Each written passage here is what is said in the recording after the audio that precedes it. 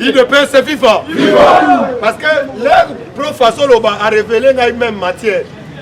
Parce que là, tout ça, oh, tu maman Olive Lembe.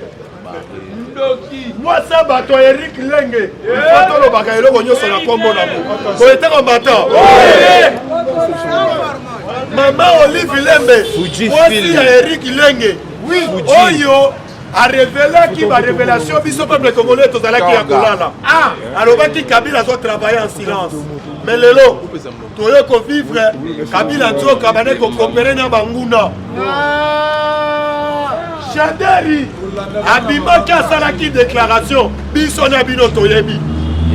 Alors baki bakoki ko intimider été. Bakoki pe ko intimider bangote.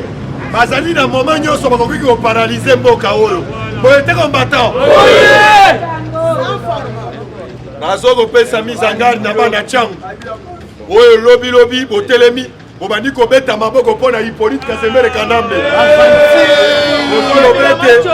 Bozolo bakabila aya asonga. Yaya. Cette fois-ci, yebete bana changu. Boko futaka oyo tobengi ko kase oyo tobengi aba Congolais oyo bakufa na champ de bataille. Sit Kikuni aye kobeta 7 à lobby boy. À lobby jusqu'à présent oyo tobengi ndeko oyo tobengi na soi-disant Soriano Dangol oyo tobenga ka oyo tobenga na kombo ya Moïse Katumbi. À lobby bande ba Congolais bazoloba ye atikali kosala ta déclaration mon côté. Kokotuna na biso na bino bande makambi ya FARDC oyo peuple congolais azo soutenir. Oyo peuple congolais a télémaki pour soutenir l'armée na bango, pour soutenir Mboka. Est-ce que vous avez une déclaration à Moïse Katumbi?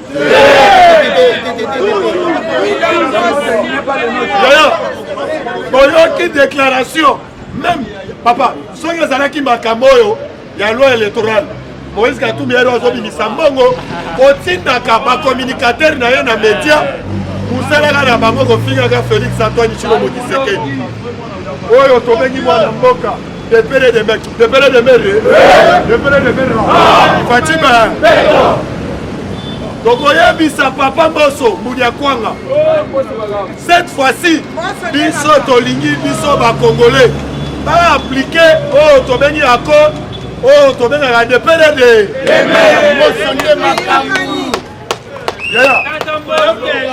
bayebisi biso na Ogefrem na Ogefrem aka papa à 80% baoyo baza kuna bazo travailler barwande na barwa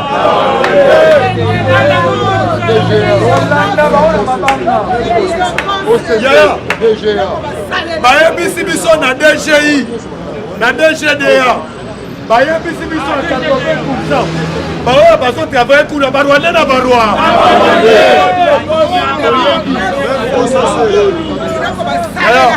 ils ont fait sa mise au Kanda. Donc on fait sa chauffeur mise en garde. À partir de lundi, chauffeur à côté de Manaré. À Sali, pourquoi Mikolo va rembourser un biso IDPS? Babo sénateur biso IDPS, nous allons machine à politique. Oui. Chauffeur à télé, à son match à transport, à télé, deux doigts mi balé. À son béga IDPS. Il a qu'ici 2000 francs. Nazoé Bissa. Bomoni, il ne peut se vivre. Naloba, Natuta, Nabanza. Nagoé Bissa, oh, Tomeni, ministère provincial, oh, il y a transport. Local, oh, Bissi, pas chauffeur, nayo, n'a pas receveur. Pas belle la caille de pèse. Aux autres, on a vu sur les lignes à Zéran.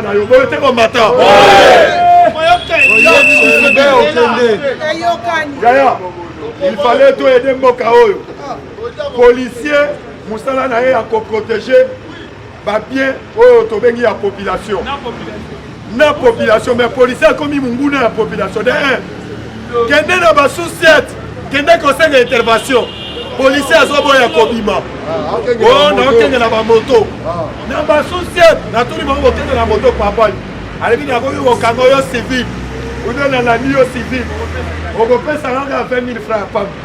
mais na chaque moto na mbwengi on a jouaka azwaka 1000 francs 1000 francs neti aza na 100 moto na ngao nakomima na ba 100 000 puis na ba 60 000 yo sivi na kolando yango bango bazali na cause ya insécurité na kati ya ville ya Kinshasa yaya okosignale papa na biso Kasongo papa na biso Kasongo tobeleli yo 3 fois tobeleli yo 3 fois tolingi ntango tokobelela yo ozoyoka te yeba ete soso kolela awa na capitale boyete combattant combattant de lutte lobi Félix Antoine Tshilombo Tshisekedi Mukwa Tomolo na décision na yo apesaki alobaki bafrontière na biso ezala ya kokanga parce que mpo na voyant oyo tobengi héros national oyo atelemaki mpo na kodéfendre yayo cette fois-ci dans la nuit même oyo tobengi TV5 du monde Rwanda yo comprendre ete bazali na problème na République démocratique du Congo liboso babanda kosala sabotage lokwa likambo eza te babanda kosala semblant bamonaki likambo lokwa likambo ya moke yaya nazoyebisa bino ya parti ya lelo prenez-vous ça nazorépondre bandeko mosusu ya diaspora bozotelema libanda ya mboka bozoloba ete Félix Antoine Tshilombo Tshisekedi asala message bolukela ye problème na oyo tobengi na droit de l'homme te biso moko bakongolais il fallait to se prendre en charge ya liboso na capitale awa bauti kokanga oyo tobengi barwandais côté ya mangengenge mais lelo baza koyebisa biso bandeko na biso ya catholique oyo bazali na route mokali balobi côté ya nzela ya route mokali na Belgium bayebisi biso bamonaki baélément suspect bazokota oyo tobengi na coupon toye kokomprendre ete soki ezalaki mpo na intérêt oyo tobengi ya bato ya église catholique bolinga koyoka bamessage na baradio lokola intérêt na bango ezali te lokola complot na bango yaya nyonso wana toyebaki ete moto azalaki pièce maîtresse ezalaki François Beya tokoyebisa bamaître avocat ya François Beya ntango bobande kolinga complot mpo boboma mwana mboka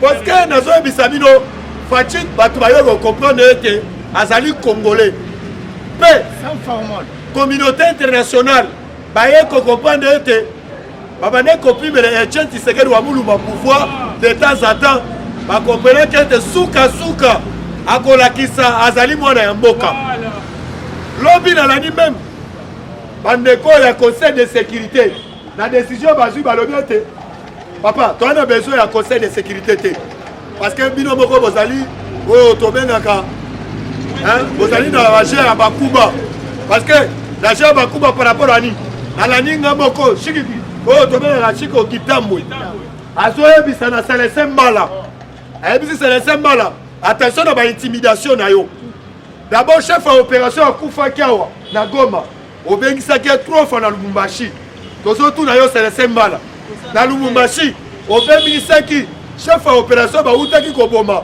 obengisaki mpo na nini en complicité na colonel oyo azali na kati ya Lubumbashi oyo bazosala na gere ya bakuba tosengi na Mukwa Tombo oyo tobengaka mawa mai remaniement na se ya armée badongolo misu bazali bazolala te butu bareunion butu nayebisaki bino barepresentant ya lusha Philippe bazalaki awo babandaki koprépare ete basala basitting bango baotelelaka ya élection mais cette fois-ci biso tolobi élection ezali totuna élection ezali te ngam na aloba te il faut totuna base est-ce que élection ezali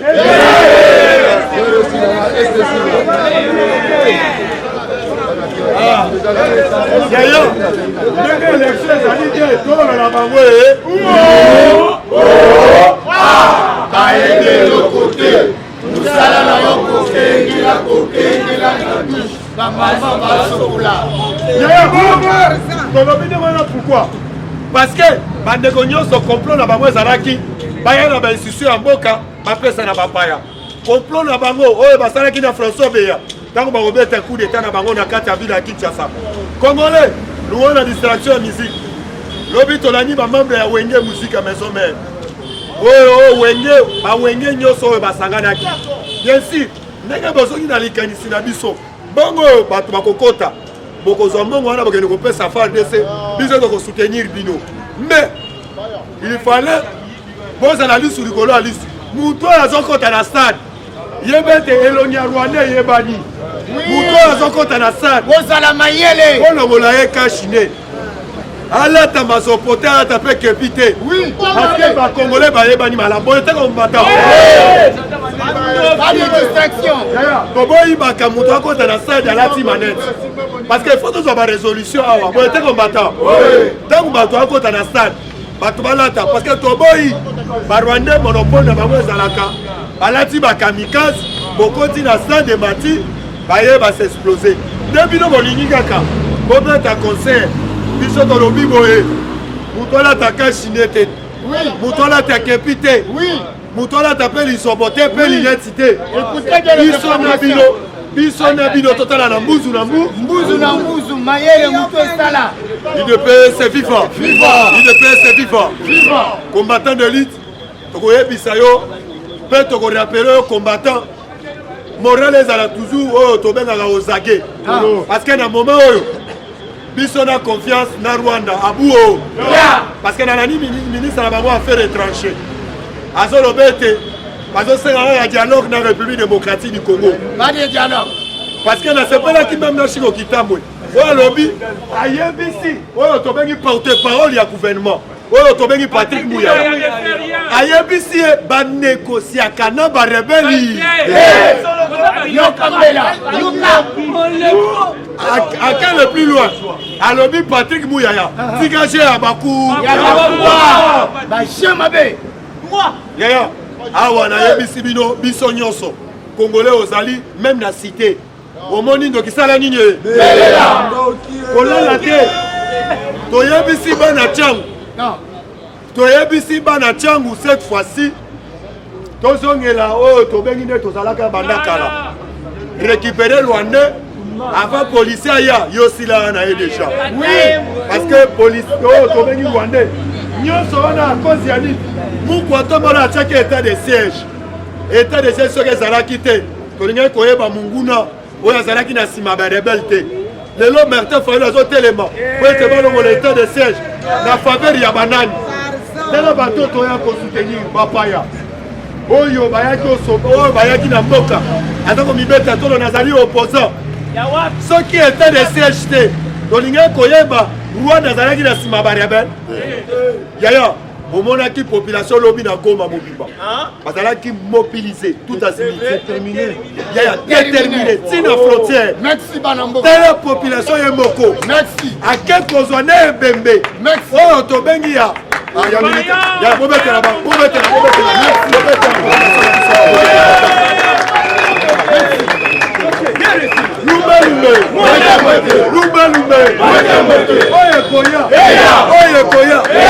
merci combattant mpona lelo ngai na suki awa bosabone na nouvelle génération ezali chaîne na bino ya bana mboka chaîne na biso bakomi waka parlement debout nouvelle génération meki nazokotisa oyo tobengi président Olivier azokota bobetela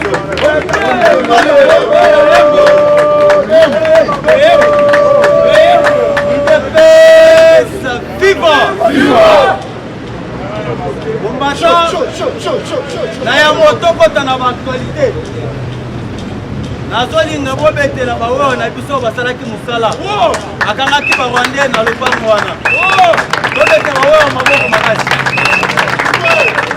UDPS vivre toyebisaka bino ke barwandais baza na bisika ebele bawewa bayaki wana na lopango wana bakangaki bawana ntango bapolisier bayaki babeta bamasasi po fini bakotaki kuna barwandais babimaki nde tozosenga epai ya mokantongolo bakende na mavoile mpe barwandais mpe bazali lak mavoile barwandais bazali il fallait musala wana esalema nazoyebisa bino oyebi ke elobi na Rwanda ya le militaire rwandais na policier bazo kota na ndako ya bandeko na biso bazo benga na bango na Rwanda combattant na zo biso yo eza ya koinda cette fois-ci omoni ndenga to omokende tozokende cette fois-ci ya kobanda tosala ba tir de balle ya échange Rwanda beti biso pe tobeti sikoyo tokoyeba nani akozala na makasi lelo oyo combattant Rwanda azali na moto azosenir esima ezali Uganda koyeba yango oyebi d'abord ville ya Ngandana ezali ville oyo ezali na ba ressources ebele landanga na boke ville wana ezali na ba or ville wana ezali na douane ville wana bato oyo nyonso bayaka na bacarburant ekotaka na douane wana na Afrique de l'Est bamarchandise oyo eutaka na Tanzanie eutaka na mer Méditerranée elekaka wana douane wana ezali douane moko ezali na ba ressources ebele. Vous comprenez? Maintenant, qu'est-ce qui se passe combattant? Tango Uganda a moniqué Fachi a bengisaki bango ba isoler Rwanda parce que na soto zone na ba 2005 na 2005 Rwanda a occupé qui douane wana à travers monsieur Ngunda Batware. Ngunda Batware a occupé pendant 2005 jusqu'à 2013. Des conflits hier banda entre l'Ouganda et le Rwanda. Conflit banda parce qu'il y avait un général qu'on appelle M. Sultani. M. Sultani Makengi. Oyo azalaki représentant ba Ougandais. M. Ngunda Batware azalaki représentant ya ba Rwandais. Maintenant en 2013 conflit banda qui contenait ba intérêt ya ba mbongo ezo bi makuna na kati ya douane. Maintenant, les ressources ebele ozo ravitailler Rwanda na Uganda et utaka na bungandanga wana. Na yango à travers ba conflit wana bayaki kokanga Ngunda Batware. Nde sikoyo Uganda bayaki ko bénéficier ba avantage. Maintenant, qu'est-ce qui se passe combattant? Tango ba militaire ba botola ki bungandanga. Maintenant ba bengani ba Rwandais. Ba Ugandais ba sepela kité. Nde mona ba sali base aérienne. Ya koya kokota na derrière ba Rwandais. Pour te récupérer Bissikawana. IDPS, vivre! Parti au pouvoir, vivre! Wanamama! Mambu Maso! Nayango nazo biso combattant eza ya koinda awa. Parce que Mukontombolo a la lité. Mukontombolo azola mukaza na ba stratégie ebe. Parce que Ayamaki, ministre de la Défense, Awa Ezaya Koïda, cette fois-ci, Bafa, Bashalaba, Félix Tshisekedi avec le ministre de la Défense. Voilà, le président de la République démocratique du Congo, Félix Antoine Tshisekedi Tshilombo, chef de l'État, désormais l'homme qui travaille en silence et dans la discrétion, vient d'ordonner l'inauguration d'une usine moderne de production des armes. Il dépêche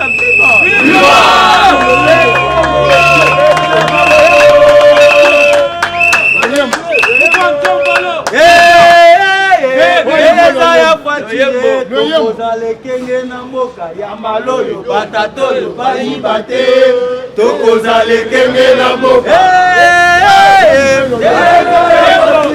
tokozale kenge na mboka ya maloyo batatoyo bayiba te tokozale kenge na mboka tokozale kenge na mboka tokozale kenge na mboka tokozale kenge na mboka tokozale kenge na mboka tokozale kenge na mboka tokozale kenge na mboka lume mwete lume oye koya Fatichwa avec le soleil. Oh lali nazo emisa yo auti construire ministre de la Défense ici de bazobanda kosala baarme officiellement. Il y a une société accueillie par le directeur général d'Afridex. Écoutez bien les informations. Directeur général d'Afridex. Oyo akozala chargé ya kosala baarme. Sans format. Sikoyo, il faut le yeba. Tshisekedi c'est un homme. Félix Tshisekedi c'est un homme très sage. Oui. Félix d'abord a dit pour faire la guerre, ça demande d'abord Boussolo. Parce qu'avec l'argent, tu vas acheter des armes. Avec l'argent, tu vas acheter les tenues, il y a pour encourager les militaires. Militaires, on ne peut pas habiter, mais ça, on peut se motiver. Militaires, on peut se motivation, tu as une poche, on peut maintenant, qu'est-ce qui se passe combattant Facha Maïl? Attendons d'abord Kagam. Dès que Kagam Azawana, Azo vivre pour la RDC. Il y a Liboso. Fachi a tient nous Kagam, sanctions économiques. Écoutez bien les informations. Fachi a tient Kagam, sanctions économiques. Il y a Liboso à Kangi Aviation Rwanda. Sans format. Avion ya Rwanda et ya Kaawa.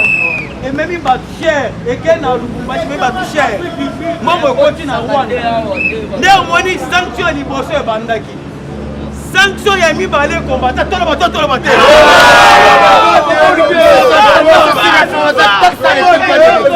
Sanction ya mi balé. Par accord, l'Union surtout Kabila a signé. Voici à Betiamo Kindo. Bien parlé. Zoka Kagam Abanda qui peut bénéficier chaque année. Rwanda. Chaque année, ils ont bénéficié de milliards de dollars américains. Tango biso tozo voté budget awa na mboka na biso. Na budget tozo voté Rwanda zo bénéficier 2 milliards de dollars américains. Doki. Yo telemi olobi ke Kabila c'est un sorcier. Kabila azali ndoki. Komata yoka. Tozali na SCPT. SCPT chaque année et bana ko pesa 1,500 millions, 1 milliard 500 millions de dollars américains. Ils ont kene na Rwanda parce que serveur central pour ya biso ezala contrôlé par Rwandais.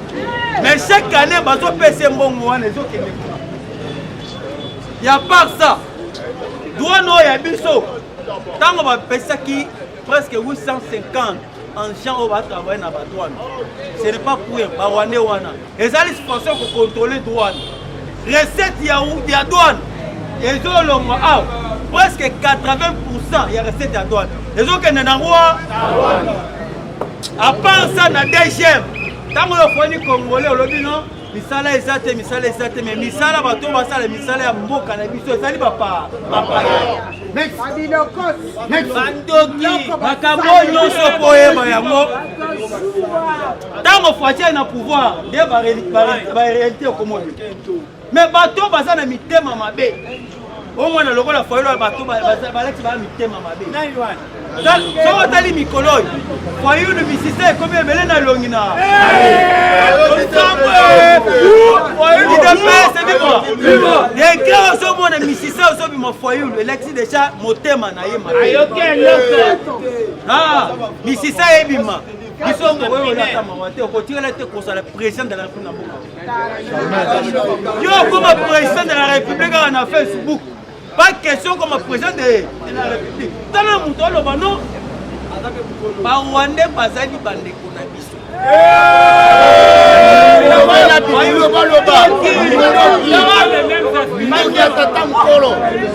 Alors, vous voyez, Fachi n'a jamais parlé que Kagam c'est son frère. Fachi a l'obaki que Banyanga Mouleng ce sont mes frères, point barre. Parce que Bamo Balobi que Fachi a l'obaki que Rwandais va battre. Fachi a l'obaki que Banyanga Mouleng Bazali. Et ça sous forme.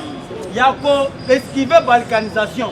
Nayango Lobaki Banyanga Mouleng ce sont mes frères. Fachi n'a jamais appelé Kagam son frère. Bandeko Somona Batu ya Fayou, c'est la politique. Va changer langage, ya Kolobaki Rwandais, ce sont nos frères. Pourquoi vous voyez le lobby bongo? au sein de notre armée, nous avons des infiltrés rois. Maintenant, tant que les Rwandais, ce sont mes frères, automatiquement, ils ont fait sa force. Ce n'est pas les militaires rwandais. Un mauvais. Tala liloba ya Monsieur Fayou. Tala liloba ya Monsieur Oyo, secrétaire général, il y a PPRD. Alors, nous connaissons tous les problèmes, c'est Félix Tshisekedi. Fayou le lobby, nous savons les problèmes que nous avons dans notre pays. C'est Félix Tshisekedi. Il fallait Tshisekedi à l'eau. Voilà les animaux. C'est pour vous dire que Batouana Bazali Mbat mort. Mais qui contenté, il y a que passe à la force na bango majeur. Poto que na dialogue. Mais qui kokene pour réconciliation. Fallait la fait côté bloc patriotique. Nous sommes dans le babane pour ça pression pour te tokene na dialogue. Poiti a tingami kaka na bango lobi que pas de question ya dialogue. Mais au moins va comment recourir derrière les M23 ya ko ça la pression. Mais malgré la pression Poiti a loba qui lobby na conseil des ministres.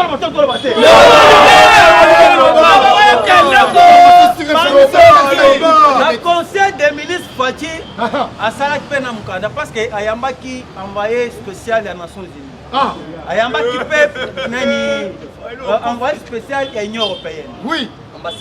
Ambassadeur à l'Union européenne. Fati, à lobby, nous demandons à mes partenaires internationaux, en commençant par les États-Unis d'Amérique, oui, et aussi l'Union africaine, et aussi l'Union africaine. Sans aussi oublier l'Union européenne, sans aussi oublier les Royaumes-Unis. Mais dans le contexte, on a le local chrétien Royaume-Uni. Parce que le Royaume-Uni est derrière M. Paul Kagame. Oui. Aujourd'hui, la guerre que nous subissons, c'est à travers le Royaume-Uni. Alors, tous ces Singapour, on va s'impliquer pour être Bitumba Est, Rebelle, et en plus, officiellement, l'Espagne a salué un message. Alors que nous appuyons à toutes les idées de Félix Antoine Tshisekedi. les informations.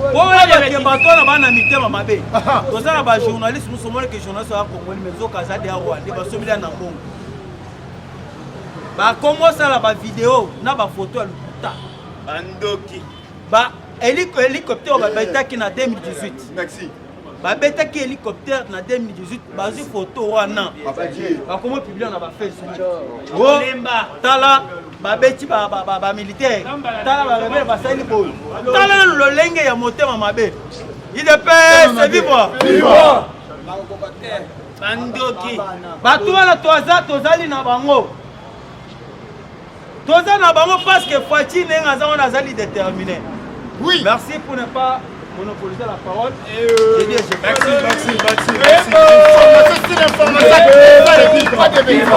Pour encourager le président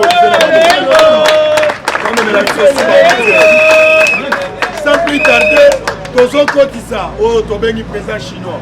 Pour encourager les Chinois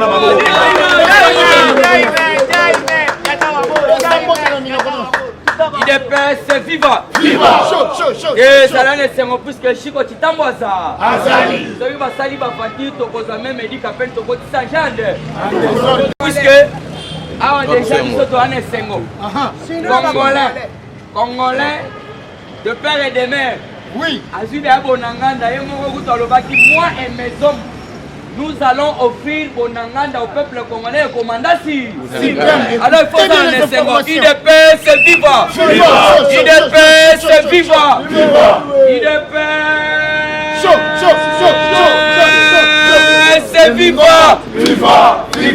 viva! Tshisekedi citoyen national, Félix président de la République. Bonjour Lisusu. Bonjour. Ah, Ebwenge. Le Sako. Nani koi? Nani koi? Fachi weto. Ukontombolo weto. Mwomai jambo. Jambo sana. Mwomai jambo. Jambo sana. Fachibe. Beto. Fachibe. Beto. Mwomai be. Beto. Betela kumuzulu maboko.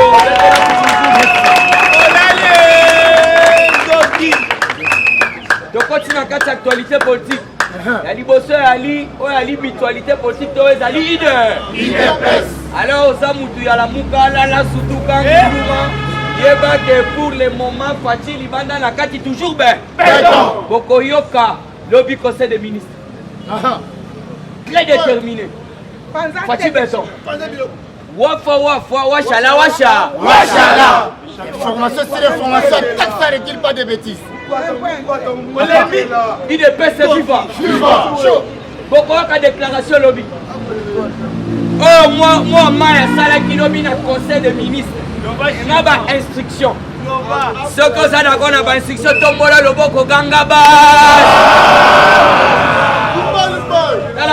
D'ailleurs, c'est Pelaka déjà, puisque aux alignes mon conduit, aux alignes moi na Yambo.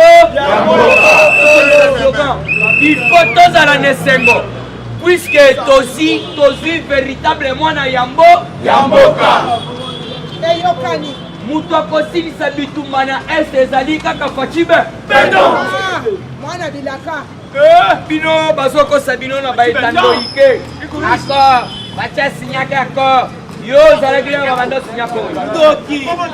Bokende pa Raymond Chiba. Botuna Raymond Chiba na accord nini ya mabe oyo signaki po na République démocratique du Congo. Batia signako. Conseil supérieur de sécurité à Salaki. Boyokaki. Est-ce que nous avons signé encore à quoi nous l'avons à quoi nous l'avons il faut encore continuer. Puisque Fatih est très sage. Bino Mobando est battu. Fatih à l'automne on attend la négo au salaire pour sauver la mission. À ce moment on attend la psycho, ok? Il y aura un moment. Et là quand on a solé la toi solé la.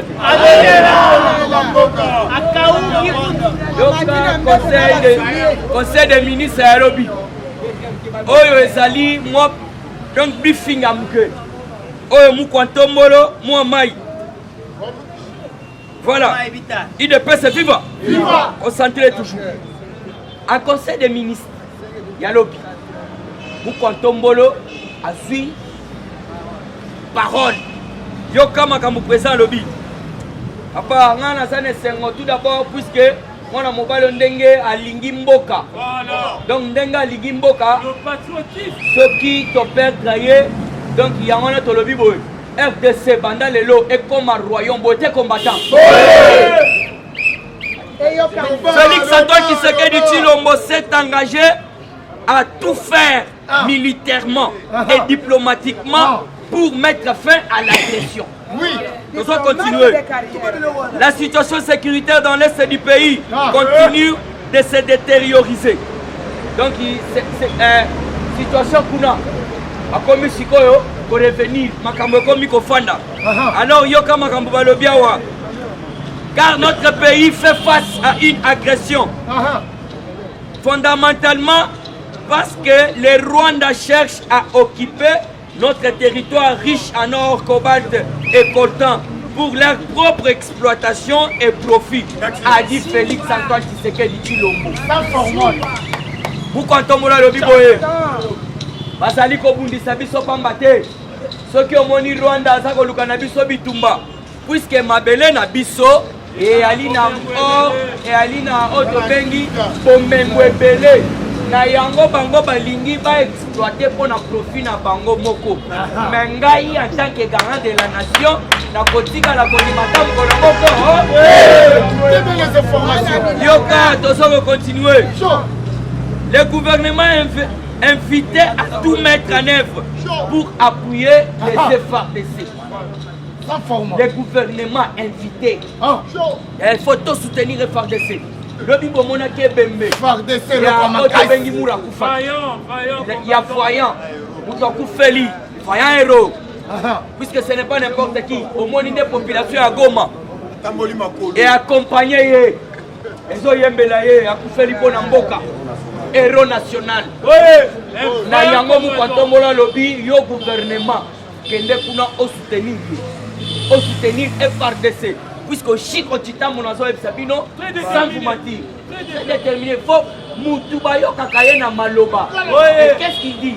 Il dit moi et mes hommes nous allons offrir Bonanganda donc au peuple congolais et aux magistrats si bien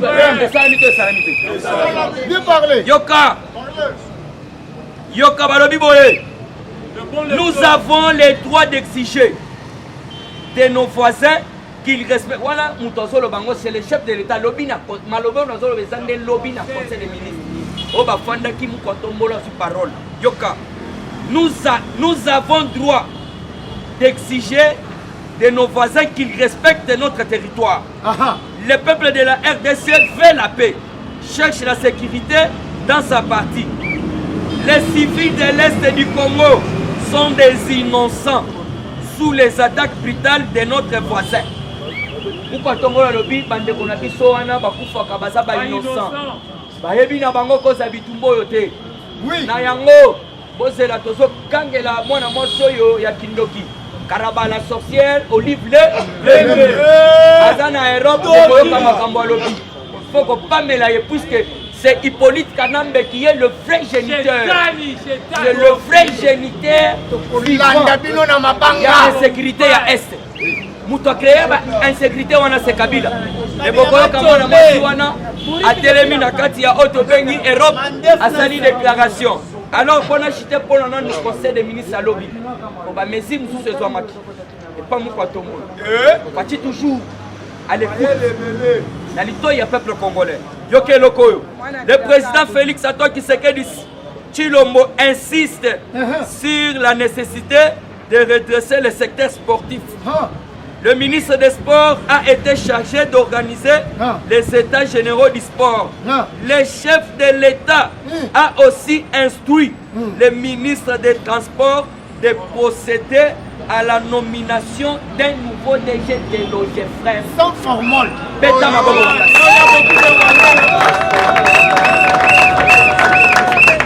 Il est prêt, c'est FIFA. Il est prêt, c'est FIFA.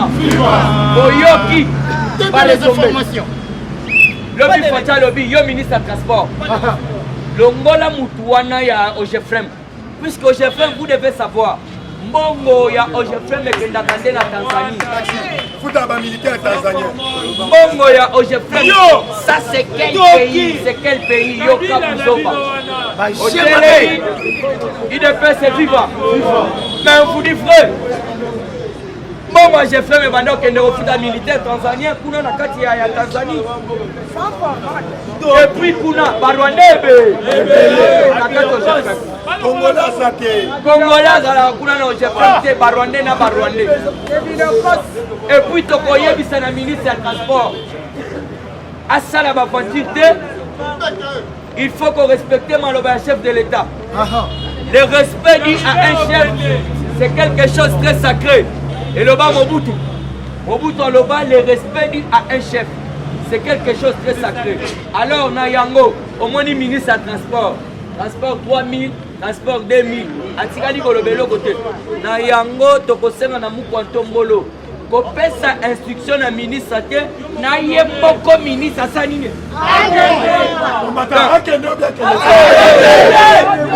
Na ministre la ministre transport, c'est au Kende. Oazo matisa transport, transport et mati asa kolobate. Na yango tozo tuna bino peuple congolais. Toyoki Mukontombolo a instruit le ministre wana ya transport à changer nouveau DG ya OGFREM. Biso moko tolobi boye. Peuple congolais. Naye moko ministre ya transport. Alors on t'a ça ni de.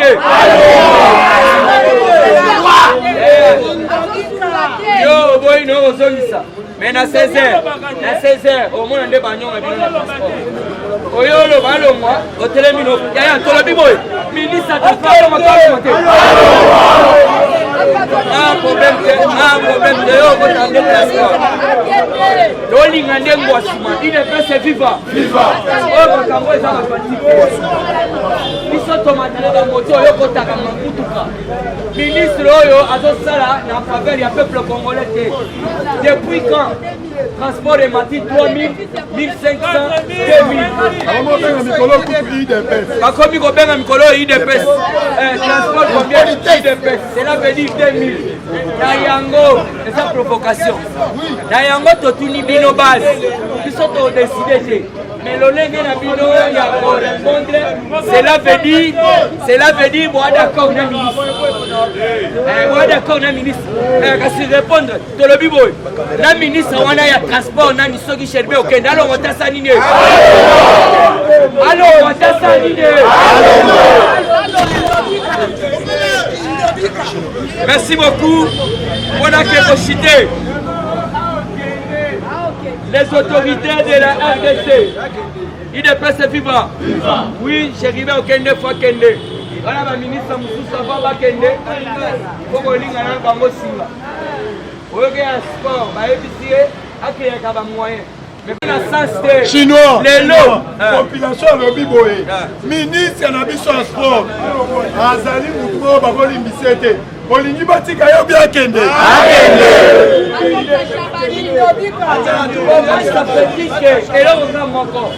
comment ça fait dire que yo za ministre ya transport et ya autobengi ya sport mais RDC zobeta élimination ya coupe du monde yo ministre oza te oza na mpepo donc oza match esili yo oza na mpepo ministre ya sport yaya nakomona policier parole te balakisinga déjà il faut na chiter alors kamate eloko les autorités de la RDC décident de fermer toutes les frontières terrestres, maritimes et aériennes avec l'état terroriste du Rwanda dès ce vendredi. Vendredi à lobby, il y a des transports frontière surtout. Il y a du son à Rwanda et à la Licolo. Message à Olive. Il y a un Sermaï. Et ça la bonne. Merci, il y a un message à Olive. Olive Ndoki. Yoka, IDPS viva. Madame Olive Lembe séjourne en Europe. Elle dit ceci. Elle dit garder un genou à terre. Donc cela veut dire Azobomba Mabolongo Nase, Angumba Melancolo. Azobomba Melancolo pour la Yoka. IDPS viva. Séjourne en Europe. Elle dit garder un genou à terre afin que le Seigneur Jésus-Christ. Yo Olive, yo Ebi Jésus. Les Chinois. Chinois. Il fallait toi même sa maman Olive. Moukolo la bonne de la bonne à Chadal. Est-ce que Chadal a bimé président? Voyez que sa maman Olive. Azali moi ça bilakelima. Ali moi si ayo. Yayongo. Yo kandena soloba. Yo kandena soloba. Garde un genou à terre afin que le Seigneur Jésus-Christ puisse nous assister au regard de l'insécurité causée par une guerre injuste imposée à notre nation.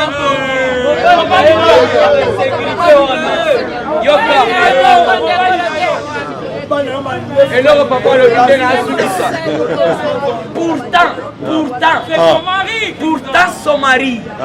pourtant son mari est le vrai, le véritable géniteur vivant. Géniteur vivant, il y a un est. Cela veut dire quoi? Olive lobby na poto, atelemi a lobby ete. Nazo kumba melanzambe, o ayo ke la biso, atala nani bitumbeza na est.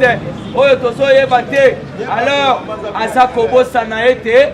Mutu a créé la guerre, wana azali mobali na. Merci, bon chinois.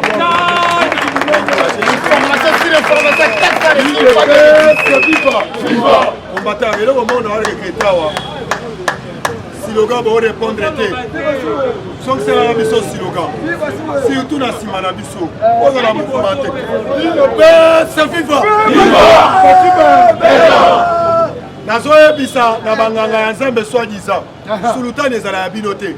Pourquoi sango na biso boyibi sultan? Après na biso akota encourager ça on a biso na maboko tombola maboko to ya masango tombola j'ai dit la vérité rien que la vérité j'ai dit la vérité rien que la vérité osala na pa IDPS viva oyebisi fridola mbongo na bato na ye fo bazongisa zuluta na sango ya IDPS viva kongozi ya bakongole kotikala ya bakor bazongisa yango bazongisa ya mabe oyo ezalaki liboso te ya kitoko oyo papa tidela bi la neuf information IDPS viva pourquoi DG OGFM bientôt là remaniement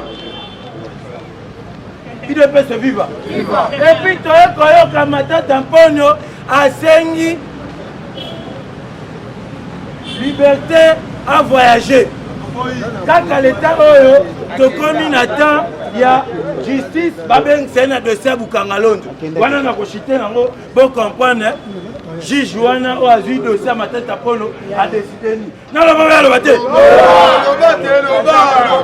IDPS viva commence à bakongole kotikala ya bakor Uganda il faut dédommager RDC plus de 365 millions de dollars. Premier versement, milliards de dollars. IDPS viva. Premier versement, il faut verser en juin, sur juillet. C'est pour cela que le conseil des ministres, ministre de la justice, de continue dans rapport au niveau de la justice internationale. Mais ni les gens qui s'est passé. Pour dossier on est tombé. Rwanda peut azalaki appliquer na makambo wana. Na loba te. IDPS viva. Oye babino moko Uganda bunda ye moko te. Babundaki na Rwanda na sous-sol Congo. Congolais. Na Rwanda crise ekoti. À partir de décision au chef de l'État à outi kozwa. Touti comment le peuple rwandais bazo marché pour la frontière ya Rwanda na Congo ndenge bakangi IDPS viva eza bisote ezali le régime ya Paul Kagame le régime arrivé à manape bazanga port bazo c'est ka Paul Kagame akende bango tout na mboka na bango IDPS viva ministre ya défense tosengi na yo eza temps ekosangisa sous ba rebelle na ba soda congolais te tawana déjà tobengaki bango baya tosangana baboyaki bamoni ke moto ekiti na est oyo sikoyo barebele baye tomoni 3 bateau oyo euti na mboka na biso bamongo naloba baloba te bamongo balobaka okomeka kojoka mola IDPS viva 3 bateau ya bamongo baye bakota na kati ya armée tobetano bandeko na biso Adéquateur, ouais, bakanasera mobutu basoda makasi bazali eza sengo komona basoda ya bana mboka kosoka basoda balu bazoloba tiluba na kati ya armée bazoloba kisongo na kati ya armée bazobeta Kiswahili na kati wana pena tobetela pepe congolais mabo na kwa bona chute pour bandeko biso pe bazali landa na niveau armé tozalaki infiltré na degré nyonso ezalaki temps kosenga guerre te na Rwanda na moment wana mais tant toye kocompare bainfiltré baza bandi kodégage ndambu bandi kodégage ndambu yango me na minute oyo batindaki chiko tueux soki azalaki akuna ntango asisi guerre oyo liboso wana balingi baboma ye yango chef de l'état abengisaki na Kinshasa siko batinde sous deuxième renfort mponani na minute oyo tozoloba aza na frontière ya Rwanda tobeta maboko bunagana eza récupéré tozwi na dépôt na bango oyo bandeki kobomba minduki mais eza likambo kokama komona rebelle na lance roquette ya 25 km azwi yango wa balobi président auti koloba ngo clair abi eza esi barebelle te toye kocomprendre ke Rwanda nde moto aza na nsima bare président abi nayebisi Rwanda dernier avertissement po bimisa batouriste armé na bino na république démocratique mais tokebisi bajournaliste ya RFI eza Kinshasa moto ezozwa bainformation te na badécision minene eza na république démocratique bango baloba information euti na Kinshasa eza information Kinshasa te information république démocratique badécision baloba bongo mpo baloba bata ese bato ya nini basa lokwa baparti bakabola système ya baorganisation. Mais roi belge, nous avons réussi indépendance politique et pas roi belge. Tobeta maboko UDPS viva. Félix a contourné Mindele.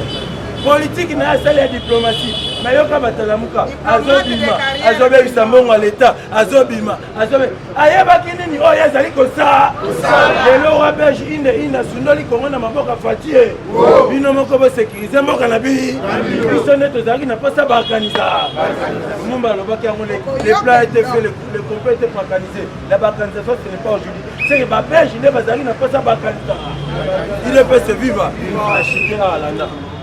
Pourquoi Matane Apono a saigné autorisation de sortie? Pourquoi ministre de la Justice? Et puis pourquoi juge Wana Obateye a lancé appel à niveau de DG? Merci. Combattant de lutte, Nazo Kotsa, Abdul, pour encourager Abdul la Maboko.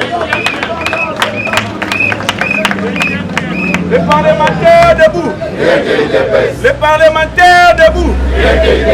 Les parlementaires debout. Bonjour à tous. UDPS viva. Fachibe. Et Zana Batwebele, bazo comprendre te oyo babengi liberté d'expression. UDPS viva. Tomoni bandamu kwantombolo Fachi Beton. À côté de sa liberté d'expression na mboka na biso. Mais les journalistes moussous ba komi koleka na ba réseaux sociaux. Ba moni lokola liberté d'expression et comme libertinage. UDPS viva. Yekutu ngenga zaboya, soki na fingi ye, bako koti sangata 5 ans na boloko. UDPS viva. Mais tozo mona mutu mama moko bazobenga mama Océan. Aza na chaîne na ye bazobenga Océan du Congo. UDPS viva. Azole kazolo baken Félix Antoine Tshisekedi Chilombo azana solo ya liwa. Kanga munoko na yo. Félix Antoine Tshisekedi Chilombo azana solo ya liwa. Mais naza komi tuna ba service de sécurité na biso. Tango bazoyoka ba propos ya bongo. Mais pourquoi pas ba interpeller soi-disant maman Océan wana. Il est possible. Malédiqué la maman. Nathalie Longina na milobi na régime Kabila zalaki wapi bonga ta barré. UDPS viva. Le président de la République est sacré. Le président de la République est sacré. Il faut qu'on respecte. Mais tant que nous avons propos ya bongo, abimi na en pleine émission, à Tamboli na en pleine sécurité, nous sommes interpellés. UDPS viva. Na tango ya Hippolyte Kandambe Kazembere. Ceux qui ont le bika kabongo, nous avons libana directement bakangio. Mais tous a kotuna na papa na biso Hervé Mbelu. Ozawa, UDPS viva. Yango tozo senga na mama Océan na bakanga ete bakanga ete.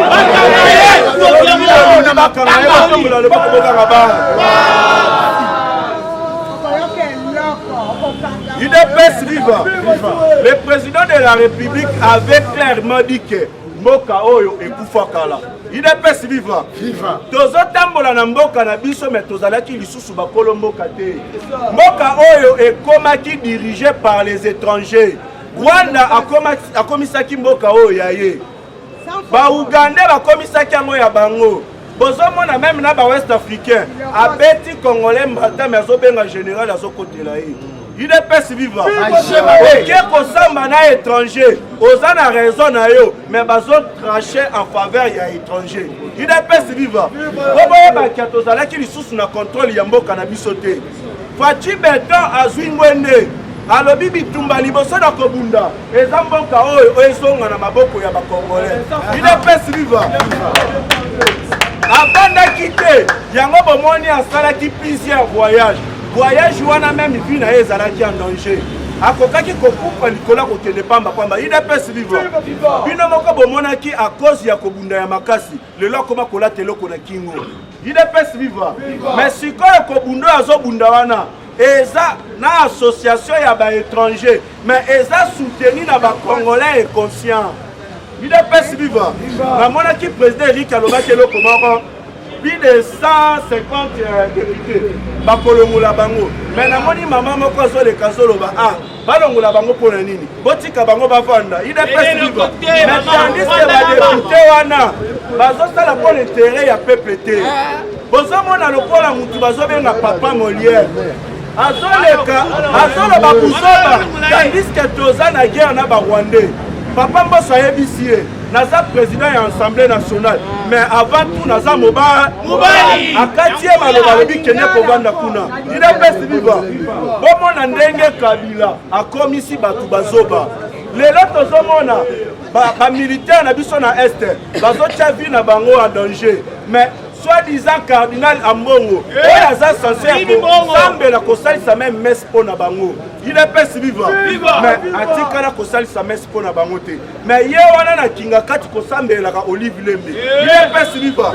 tokompandeke église catholique ekoma na yango bien privé ya famille ya Hippolyte Kanambe Kazembe idepesi viva yango bomonaki wabej ntango ayaki alobi nakoki jamais koyamba un cardinal qui fait la politique alobi mokwantombolo faci beton namoni yo ndoza na bolingo ya kochange mboka oyo oza de père et de mère mais baoyo baza baétranger balingi avancement ya mboka oyo te komisa yango wayo komisa biso Belgique tokosoutenir yo tobetela roi belge mabo idepesi viva tozosenga na mokwantombolo il faut ça la réforme na armée na biso réforme na armée na biso parce que ba infiltré baza ebele idepesi viva bokoki ko imaginer pendant état de siège un commissaire adjoint provincial na komo ya Ngoïka Songo sa mission c'est d'aller au Rwanda pour recruter des jeunes rwandais et les intégrer à la police idepesi viva azozwa ba jeunes rwandais aza ko intégrer bango na la police. Plus de 6000 jeunes rwandais au Yazwa Kotisi. idepesi viva sikoyo na 6000 jeunes rwandais oyo aza kotisi wana eza bandeko na biso na niveau ya Kivu bainterpele baautorité na niveau ya Kinshasa mais yoka baautorité réponse bazopesa tokosuspendre ye administrativement mais nous demandons mais c'est la haute trahison il faut bakanga ye suspension te il mérite emprisonnier idepesi viva azozwa sikoyo bajeune wana aza kobomba bango na niveau ya Masisi na place moko bazobenga Busunju donc na Busunju wana azobomba na ye ba Rwanda azokotisa bango na la police idepesi viva omona que le président de la République aza na bitumba azobunda ye moko mpona kosole mboka oyo batu baza koaccompagner ce sont des parlementaires debout idepesi viva prevane baoyo nyonso bazalaki pembeni na ye batrahir ye tomoni Vital Kamerhe atrahira ye tomoni même François Beya atrahir ye mais tandis kaza ndeko na ye ya province moko kaka province moko te baza mpe bandeko ya famille idepesi viva sikoyo bazotuna François Beya mais pourquoi yo oza kotrahir ndeko na yo réponse nazolobake oh Félix Antoine Tshisekedi Tshilombo aliaka fufu mingi botala dégâts qui mais tokotuna oyo yozolobi aliaka fufu mingi Hippolyte Kanambe Kazembe akoka Kagame te lelo faci beto azolelisa Kagame idepesi viva soki ete ya kozala makasi lokola faci beto esengi biso tolia bafufu tondimi tokoliango ande idepesi viva mpona faci beto botombola loboko boganga ba Robert non papa Mbosso non maboko abana depuis la République démocratique du Congo et Banda totikala kozwa jamais président et Assemblée nationale lokola papa Christophe Mbosso idepesi viva na Assemblée nationale papa Christophe Mbosso aza kobunda du jour au jour mpona koaccompagner vision ya chef de l'État idepesi viva bolanda maloba ya papa Mbosso. Papa Mbosso annonce des arrestations prochainement de plusieurs députés nationaux impliqués dans le massacre de l'air. Sikoyo na liste wana ezabo idepesi viva. Ba député oyo baza na ba groupe rebelle na este. Baza kotinda ba mbongo ba minduki na ba parti politique na bango eza 15 députés nationaux na kati ya PPRD ya Joseph Kabila. 5 députés nationaux na UNC à Vital Kamerhe. 3 députés nationaux na AABC, il y a Julien Paloukou. 2 députés nationaux na Ensemble ya Moïse Katumbi. 2 députés nationaux na AFDCA, il y a Bahati Lukwebwe. 3 députés nationaux na AAP, il y a Élysée Mounembwe. Il est pas vivant. Les députés wana nyonso wana babimisi bakombo na bango te. Mais bapesi ba effectif ya ba parti politique na bango bazali. Il est pas vivant. Yango papa Mbosso alobi, cette fois-ci to ko épargner mutu moko te. Tous ces députés wana, place na bango eza na bolo. Na bolo. Ometela la papa Mbosso maboko. Mosonde Makambo. Merci papa. Merci. Il est pas vivant. Oyeba entreprise na biso nyonso ya mboka. Ba recette to salaka mbongo kendaka nango na Rwanda. Mboka na biso bénéficiaka na eloko te. Yango bomona Hippolyte Kanambe Kazembere budget ya mboka ezala zéro. Il est pas vivant. Mais tozomona du jour au jour Rwanda ezotongama. Bakomaki même près basali usine babanda kosala ba téléphone. Mais biso moko bakolo richesse ata dessin ya téléphone kosala te. Il est pas vivant. Neti na ba entreprise et bandi na HCR, DGDA, OCC, DGI na DGM. 70% eza ya ba Rwandais. 75% kutu eza ya ba Rwandais. Na ba entreprise eza ya biso bana mboka. Il est pas vivant. Yango zo mona Paul Kagame azokoma pe ya kolobanga pe na za Congolais na mabelo eza ya ete. Yango nazo senga to soutenir loi ya Noël Chani. Eza loi moko eza kombati pona nini. Eza ko verrouiller ba poste régalier ya mboka na biso. Soki bolingi mboka oyo infiltration ezalake, il faut soutenir loi ya Noël Chani. Soki bolingi loi ya Noël Chani botombola mboka na base. Nazo kene na kochite, il est pas vivant. Paul Kagame na vertige azui. Namoni ba Congolais bazoyemba ke hémorraïde ya Paul Kagame ezobeta lokola ka ke. Il est pas vivant. Boyoka côté ya Paul Kagame. Il est au courant qu'on va attaquer Rwanda. Il est pas vivant. Yango asangisaki son état-major général vendredi avec le général James Kabarebe, fut le chef d'état-major en République démocratique du Congo grâce à Laurent Désiré Kabila. C'est à lui que 500 officiers rwandais qui se retrouvent en République démocratique du Congo grâce à Hippolyte Kanambe Kazembere. 500 militaires rwandais wana nde bamemaka du jour au jour information na biso na roi. Il est pas vivant. La monnaie minute l'équipe au continent lundi.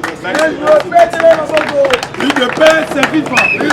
Ah on a zo koti sa Fumusulu. La bombe bino na Messi. La koti sa Fumusulu, on zo kota pour encourager Fumusulu na babo ko bata. Il est pas vivant. Fatime. Fumusulu be. Nathalie Fumusulu maboko makasi. On a concrétisé mon information présent à vu la bêtise sans formule. Lobby Fumusulu n'a pas que non, très en colère, toujours en colère. Avec le ministre des Transports, parce que le ministre des Transports de Moutanoma Kaba DG, quelques DG, ministre des Transports Moutanoma Kabango. Le Fatih est le ministre des Transports. Le plus que possible, c'est un recensement. Il y a Mbango na Mbango, maintenant on a Ochefren. On a Ochefren, on continue à DGRK. On a DGRK, on continue à DGDA. Parce que kuna ne ba Rwanda ba fandi ande. Kuna ba Rwanda ba fandi ande. Il faut qu'on comprendre Ochefren Rwanda. Et là, on dit que tout le monde a oublié les membres. Parce que les recensements, il y a plus de possible pour ni. Parce que le régime financier, il y a ma casse. Mbongo est contre la RDC. Et puis, Mbongo est belé. Et puis, on a un chef en 100%, de 90%. Parce que le chef en ça va voir. Moi, j'appelle ça quand même. Dans la bataille, moi, na maman. Maman, ma soeur. Il faut comprendre. Et si là, on fatigue avec ta commission, le bateau est de recensement. Il faut comprendre papa Mbosso peut que plus que possible. Abandonner déjà le recensement. Quand il rendit à papa Mbosso, on comprend le mercredi qui est au côté A. Il y a déjà plus de 150 personnes na kata parlement na biso kuna sont des Rwandais et des bango qui sont coopérés ba député mettez ba casquette balata na kata ya parlement na biso mais ça c'est recensement tout ce que na niveau nyo surtout na ba secteur nyoso o Kabila pesa pouvoir et pas ba Rwandais et les autres ont découvert ngo à cause à muto molo ça va être parti maintenant ceux qui BBC va tout na poisa système nyoso au Kabila maintenant qui sont pendant 18 ans dans quelques Rwandais mais là on te comprend que nous faisons ça quand même mais ta fonction à beaucoup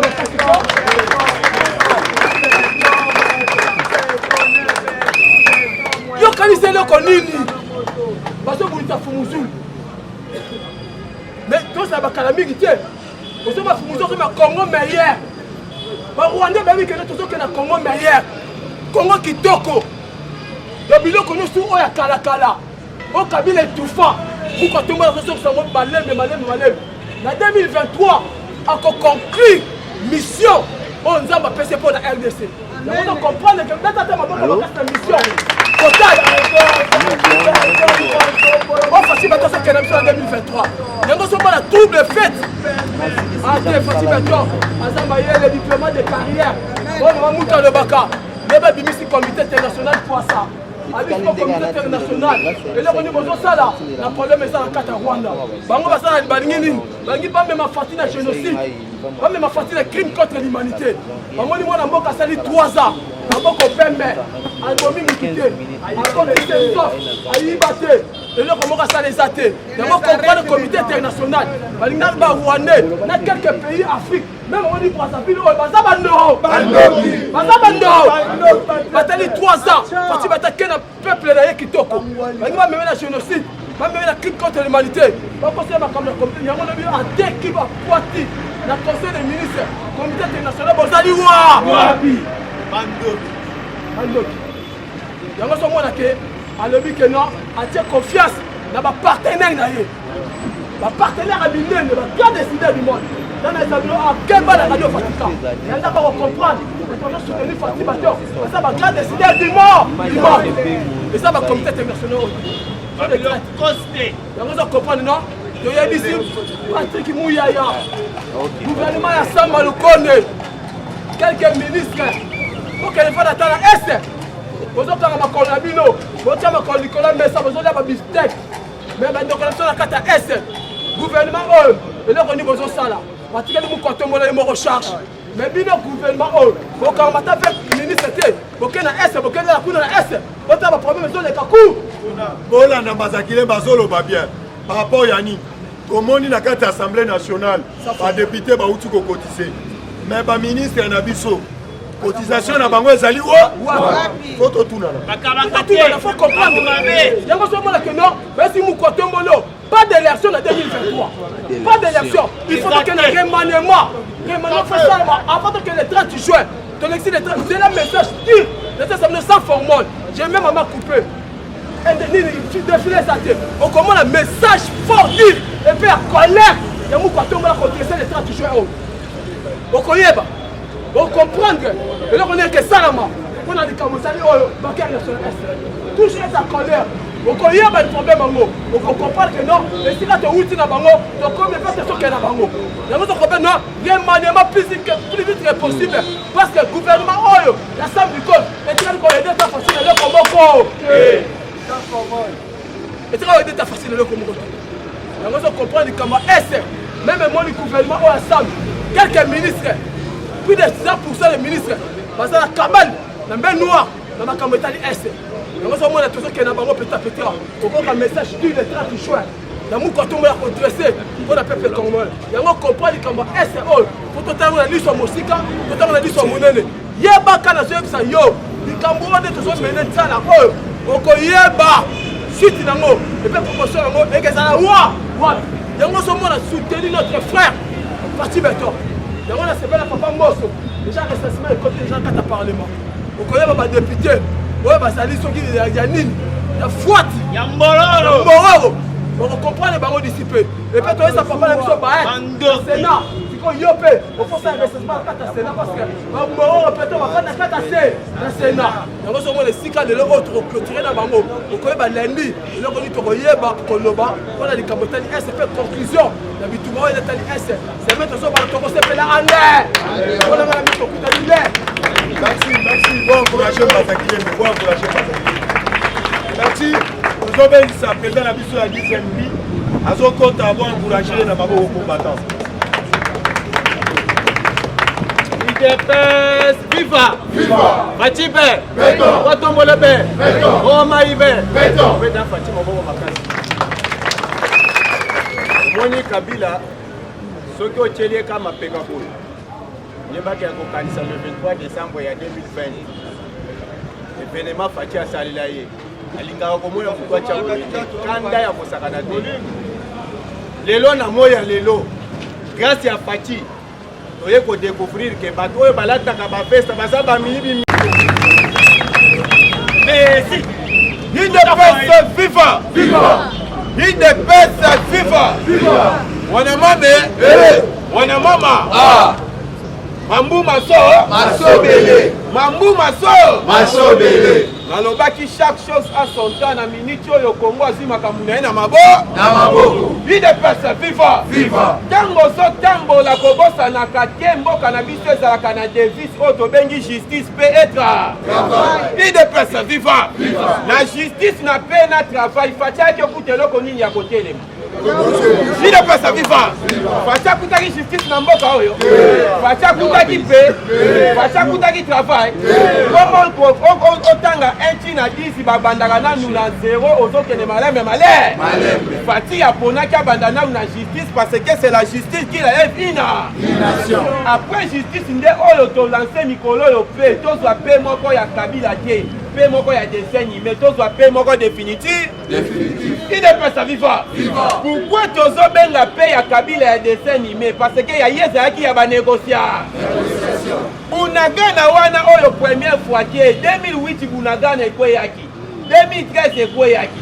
Donc oto lobaka munguna soka ebi déjà que ndaku wana point faible na ngweza kabuya koyaka ko frapper wa.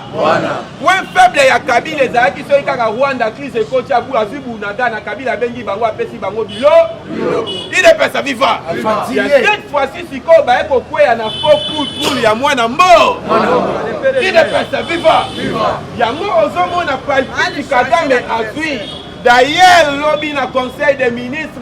Le chef de l'État a lobby bien, IDPS viva! Guerre guerre moko économique. Il faut y avoir que l'économie ya Rwanda na minute eza par terre. IDPS viva! Eza par terre. C'est la raison pour laquelle na yebisaki bino. Stratégie na bango il faut que botola nanu ba point moko stratégie. Fati a fait si richesse o eza na kati ya Bunaga. Kaka lobby na conseil des ministres. Abi na bengi la communauté internationale. IDPS viva! C'est-à-dire le président de la République a tué bango déjà témoin de l'eau pour la makalate yao. IDPS viva! Pourquoi président lobby bongo? Na bengi na tué témoin de la communauté internationale. Principalement particulièrement na Angleterre. Pourquoi Angleterre? Parce que yende muto liboso abimisa qui vraiment face qui a soutenir Paul Kagame. IDPS viva! Na kotinda ba réfugiés islamiques na Rwanda. Oyo grâce à la diplomatie ya Fati Beto a contrat ngo avion elongwa kaka boy appel la raté ele. Ba eko benga dans direction ya droit de l'homme à Nations Unies pas question avion na eima. IDPS viva! Ce que Moni Kagame a commis à niveau wana, il faut comprendre déjà crise et coach. Accord signé na Grande-Bretagne ezali pona ape azwa mbongo. Tant qu'il y a bomba ba réfugiés na Rwanda. Chaque mois Grande-Bretagne ngaye ba dofuta Rwanda 140 millions d'euros. IDPS viva! 140 millions d'euros. Bango ba bomba ba réfugiés wana. Oh bazali pe na kati ya bomba ba réfugiés wana te. Bazali na kati ba réfugiés wana nde ba ko armer bango ba déstabiliser est du pays. IDPS viva! Parce que un pays moko ya mukie soki tokei na nzela ya vert ozo ya mukie ozotiaka mai ozotia mai so mai etondi osani ntango ye pe ya mukie azozwaka barefugie barefugie wana bakofanda libele na Rwanda te bakokita badestabilize este du pays. Il est personne vivant.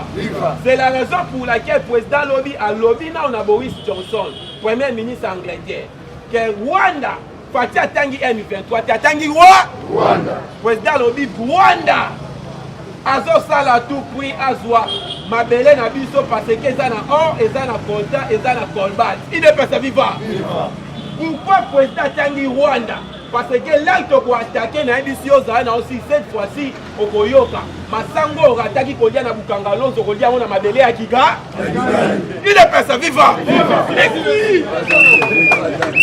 Parce que pas ya déterminé.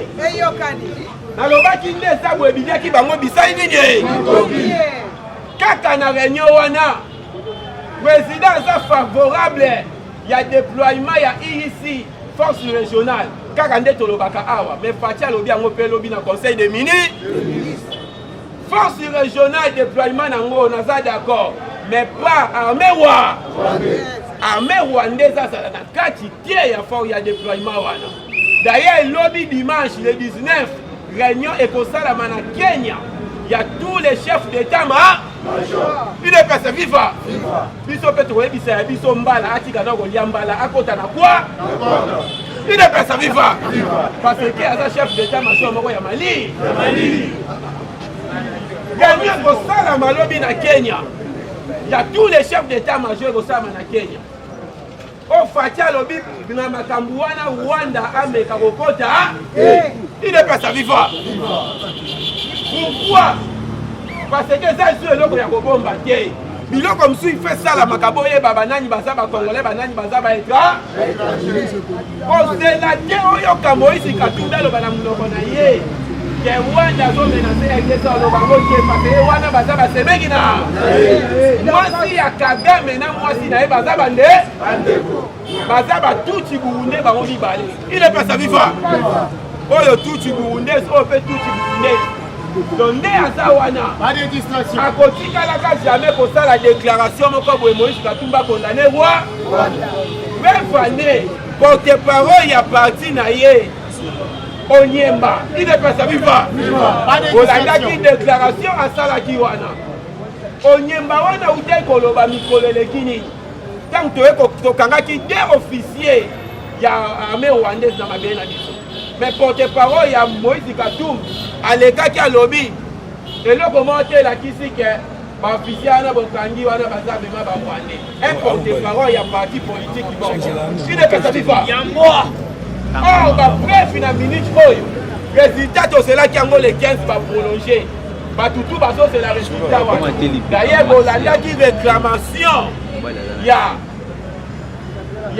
président nani ya Russie ya Allemagne na ya Hollande babi biso tout tozozela rapport ya mécanisme conjoint ya vérification ya sirgn il ne peut pas vivre yango nde kolakisa biso réellement vraiment Rwanda aza impliqué wana toconsidéré directement lokola aza Russie il ne peut pas vivre mais biso toza na bibundeli oyo tokoki kozwata kikali na jour moko oyo président azosala oyo eza alakisa face du monde ke na koti na Rwanda parce que eza isi eloko akobomba te Rwanda moto azokrase mabele na yango omoni alongoli Fatia alongoli nkombo ya M23 deja na monoko na minute oyo Rwanda awa biso mpe tokotanga Rwanda il est pas vivant combattre chaque chose à son temps bandeko na biso wana ti tofandaki boye batielaki deja Fatima nyoko na mai resima ye mpe ya nzambe atimbeli yango asombeli yango deja nguba po ya poso manyoko wana eza esu makasi ilepesa viva toyebisaki bango eloko eleki tika eza te batika balingi te Pharaon ayokaki te bato na ye nyonso basukaki na fleur na océan ilepesa viva na océan ndenge moko na bato ya kabila tant que Fati déjà bimisi biso na boumbu bozolinga te boyebake bokosukama